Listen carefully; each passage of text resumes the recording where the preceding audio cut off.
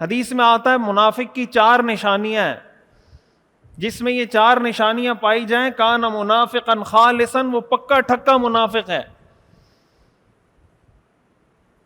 اذا حدث کذب، بات کرے تو جھوٹ بولے، اذا وعد اخلف، وعدہ کرے تو وعدہ خلافی کرے، اذا اؤتمن خان، جب اس کے پاس امانت رکھوائی جائے تو خیانت کرے، واذا خاصم فجر، جب کسی سے لڑائی اور اختلاف ہو تو گالی دے۔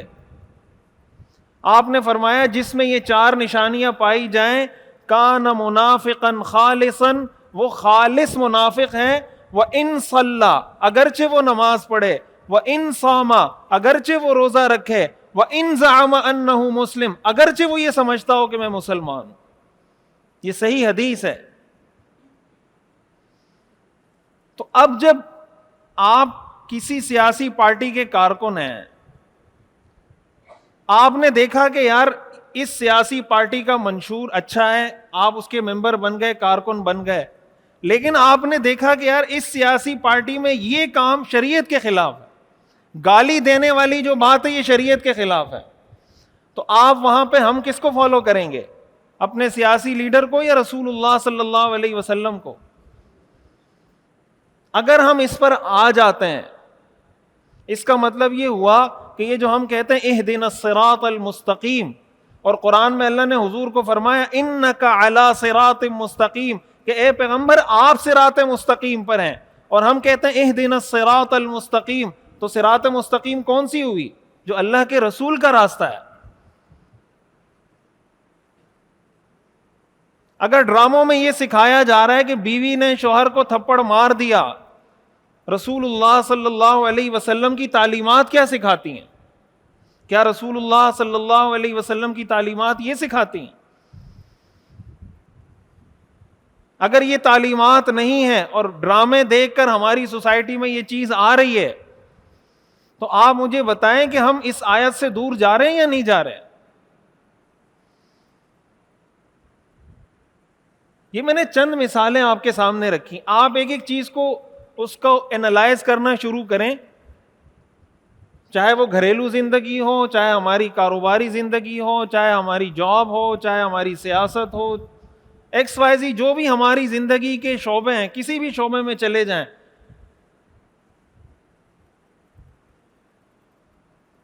یعنی کتنی دفعہ ایسا ہوتا ہے کہ ہم جب کوئی کام کرنے لگیں اس سے پہلے ہمارے دل و دماغ میں یہ خیال آتا ہو کہ اگر اللہ کے رسول ہوتے تو یہ کام کیسے کرتے؟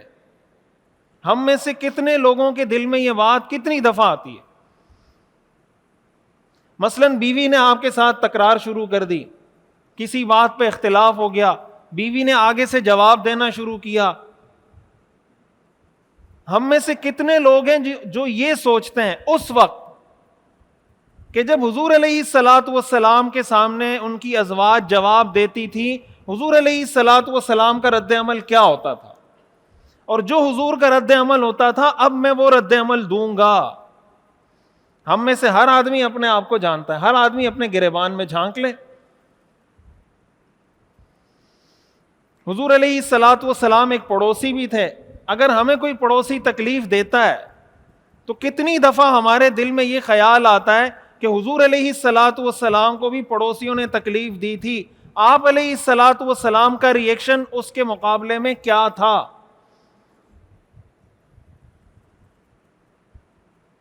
یقیناً ہم میں سے بہت سے لوگوں کے ذہن میں یہ خیال نہیں آتا۔